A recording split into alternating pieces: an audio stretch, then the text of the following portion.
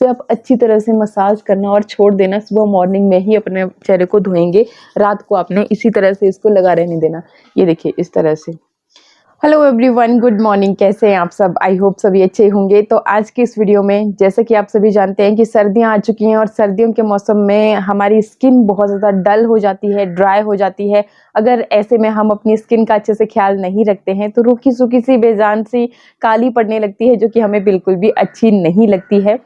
तो क्या करना है, आज मैं आपको बहुत ही सिंपल उपाय यहाँ पे बताने वाली हूँ, जिसमें हम इस्तेमाल करेंगे नारियल का तेल।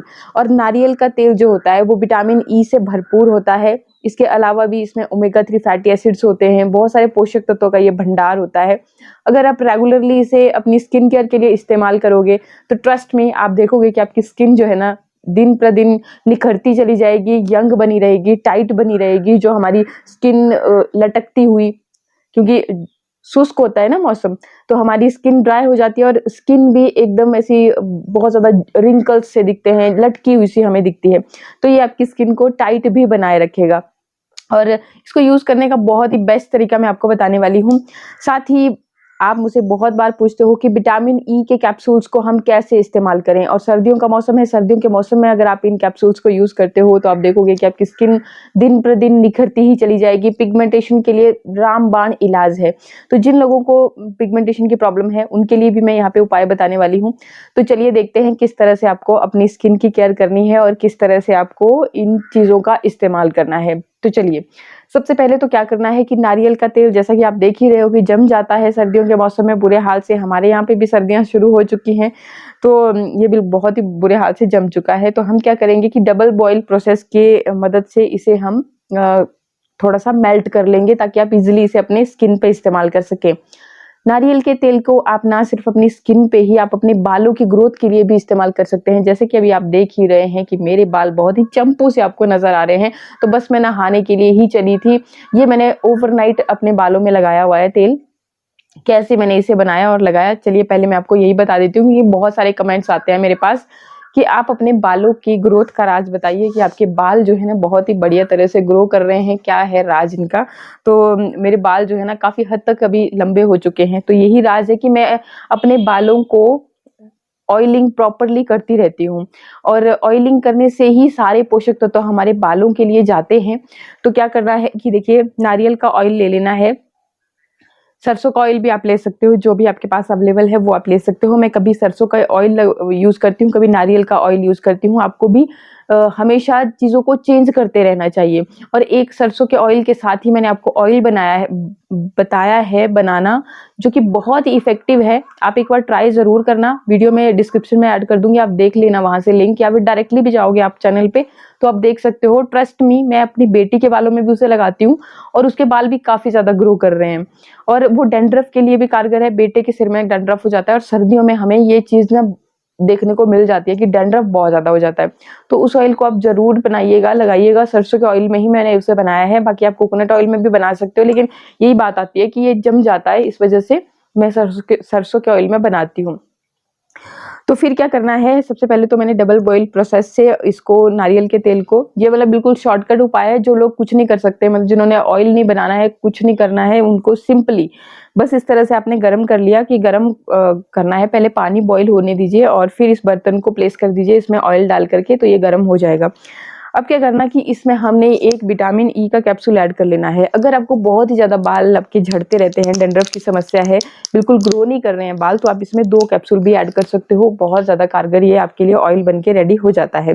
सेम यही ऑयल आप अपने स्किन पे भी लगा सकते हैं। नारियल के तेल में इस तरह से आपको विटामिन ई का ये जो ऑयल है, ये इस तरह से ऐड कर लेना है और इसे ही हमने अपने स्किन पे भी लगाना है।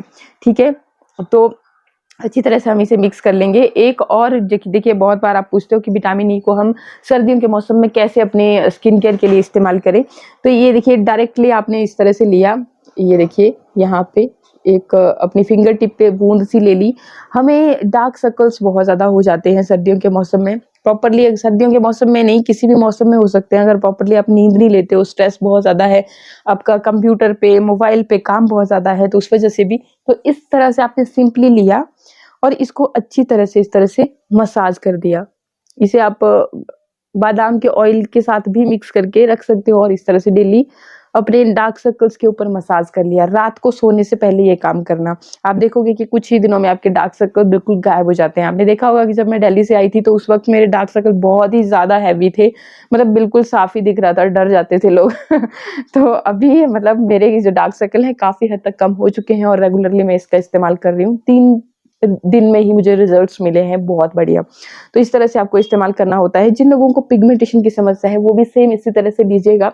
ये देखिए, इस तरह से आपने फिंगर टिप पे लिया, पिगमेंटेशन जहाँ पे है वहाँ पे आपने इस तरह से इसे मसाज किया, अच्छी तरह से मसाज किया और छोड़ दिया। रात भर इसे लगा रहने दिया इसी तरह से। और सर्दियों के मौसम में नाइट स्किन केयर रूटीन बहुत ज़्यादा इम्पॉर्टेंट है, इस चीज़ पे खास ख्याल रखिएगा। और मैं जल्दी ही आपके लिए पूरी नाइट स्किन केयर रूटीन भी लेकर के आऊँगी, बाकी इससे पहले भी मैंने शेयर कर रखा है तो आप वो भी देख सकते हैं। इसके अलावा लिप्स बहुत ज़्यादा फटते हैं, अगेन आप इसी ड्रॉप को लीजिए और अपने होठों पे इस तरह से लगाइए, मसाज कीजिए। आपके जो लिप्स हैं वो बिल्कुल कभी नहीं फटेंगे। रोज रात को सोने से पहले ये काम करना, मतलब इसमें तो आपको कोई झंझट है ही नहीं, सीधा लिया और लगाया, है ना। इसके अलावा और कुछ नहीं करना है। बाकी कोकोनट ऑयल, देखिए कोकोनट ऑयल की बात बता रही थी मैं, तो इसमें हमने ये सारा का सारा एक कैप्सूल जो है वो इस तरह से ऐड कर लेना है, अच्छी तरह से मिक्स कर लेना है। आप बालों के लिए भी और फेस के लिए भी इकट्ठा भी बना सकते हो। अब कोई क्वेश्चन करेगा कि अगर हमने फेस पे इस तरह से लगा लिया तो क्या हमारे फेस पे बहुत ज़्यादा बाल नहीं आ जाएंगे? तो जी नहीं, बिल्कुल भी आपके फेस पे बाल नहीं आएंगे। हमारी जो स्किन होती है वो टोटली डिफरेंट होती है। हमारे जो यहाँ हमारे खोपड़े पे बाल आने हैं उनके उगने की जो क्षमता होती है, उनके उगने की जो प्रोसेस होती है वो बिल्कुल डिफरेंट होती है जो हमारी स्किन पे बाल होते हैं। हर जगह आपने देखा होगा कि अंडर आर्म्स में हमें बाल होते हैं बहुत ज़्यादा घने घने से, बाकी पूरी बॉडी पे थोड़ी ना होते हैं। फेस पे होते हैं हल्के, बिल्कुल बिल्कुल हल्के लाइट लाइट से बाल होते हैं। बाकी पूरी बॉडी पे उस तरह के मतलब पूरी बॉडी पे उस तरह के होते हैं, लेकिन जो एक स्पेशली जगहें हैं जैसे हमारे खोपड़ा हो गया, तो हमारे अंडर आर्म्स हो गए, तो प्रोसेस है, तरीका है, वो अलग होता है। तो इस वजह से आपके फेस पे कोई भी बाल नहीं आने वाले हैं, इस चीज़ के लिए आप बेफिक्र रहिए। फिर देखिए, इस ऑयल का अगर आप अपने बालों में इस्तेमाल कर रहे हैं तो जैसा आप वीडियो में देख पा रहे हैं इस तरह से आप अपने बालों में अच्छी तरह से चम्पी कर लीजिए, छोड़ दीजिए रात भर, और फिर आप देखेंगे कि कुछ ही दिनों में आपके जो बाल है ना डबल ग्रोथ के साथ उगना शुरू हो जाते हैं, नए बाल आते हैं। बालों का झड़ना एक आम बात है, लेकिन अगर आपके बाल झड़ ही रहे हैं लेकिन उग नहीं रहे हैं तब प्रॉब्लम आ जाती है। तब फिर हमें वो देखते हैं आपके अब कहीं से बिल्कुल ही गंजे ही हो गए, यहाँ से हमारी जो ये वाली लाइन है वो दिखती है कि हाँ जी बाल पूरे ही उड़ गए, तो वो तब होता है। अगर आपके बाल ग्रो कर रहे हैं, अच्छे से नए बाल उग रहे हैं तो कोई दिक्कत नहीं है बाल झड़ने में। ये आपके बालों के झड़ने को भी रोकेगी और आपके जो डैंड्रफ की समस्या है उसको भी काफी हद तक कम करती है। डैंड्रफ के लिए एक और उपाय मैं बताती हूँ। इसी ऑयल में आपने आधा नींबू का रस डाल लेना है, अच्छी तरह से मिक्स करना है, उसे अपने बालों में लगाना है। नींबू के रस में विटामिन सी भरपूर मात्रा में पाई जाती है और ये आपके डैंड्रफ को कंट्रोल करने में बहुत ज्यादा हेल्पफुल है। आप ट्राई करना, मेरे बोलने से हफ्ता भर लगाना, अगर आपको डैंड्रफ आपका छूमंतर ना हो गया ना तो आप कहना। ठीक है जी, तो ये चीज आपने कर ली। अब बात कर लेते हैं स्किन पे। तो दोनों चीजों आपने लिए हैं, कोकोनट ऑयल है और साथ में विटामिन ई का कैप्सूल आपने इसमें ऐड कर लिया है। अब देखिए, इसको एक क्रीम जैसे बनाने के लिए, एक क्रीमी जैसे टेक्सचर में लाने के लिए हमने इसमें डाल देना है एलोवेरा जेल। लगभग 1 बड़ा चम्मच, 2 बड़े चम्मच, जो भी आपकी क्वांटिटी आपने ले रखी है उस हिसाब से आपको पता चल जाएगा। जब आप इसको मिक्स करोगे तो ये एक घड़ी बढ़िया घना सा एक क्रीमी टेक्सचर में कन्वर्ट हो जाना चाहिए। ये देखिए इस तरह से। तो इस तरह से जब आपका ये कन्वर्ट हो गया तो आप इसे एक स्टोर करके किसी भी जो आपकी क्रीम की डिबिया खाली हो जाती है उसमें स्टोर करके रख लीजिए। कोकोनट ऑयल भी जम जाएगा और बाकी चीज़ें भी। तो आप बस आराम से आप लीजिए, रोज़ रात को सोने से पहले क्लीन फेस पे पहले अपने चेहरे को धो लीजिएगा, उसके बाद ही आपने ये काम करना।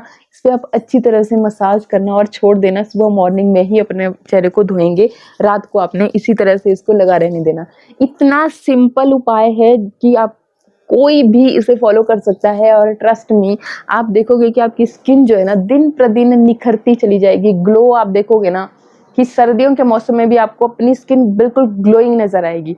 तो इस तरह से आप इसे इस्तेमाल ज़रूर कीजिएगा। बहुत ही ज़्यादा सिंपल चीज़ मैंने आज आपको बताई है और जितनी ये सिंपल है ना उतनी ही ज़्यादा कारगर भी है। मेरे बोलने से आप डेली ये रूटीन फॉलो करना शुरू कर दीजिए, फिर मेरे पास भी आकर के कमेंट सेक्शन में बताइएगा कि कितने अच्छे आपको रिजल्ट्स मिले हैं। बाकी शेयर कीजिएगा अपने फ्रेंड्स के साथ ताकि उन्हें भी अच्छे रिजल्ट्स मिल सकें। इसी तरह के और भी अच्छे वीडियोस के लिए चैनल को सब्सक्राइब करना बिल्कुल मत भूलिएगा। वीडियो अच्छा लगा होगा तो लाइक भी ज़रूर कर दिया कीजिए। तो चलिए मिलते हैं फिर नेक्स्ट वीडियो में, तब तक के लिए नमस्कार, थैंक यू, बाय बाय।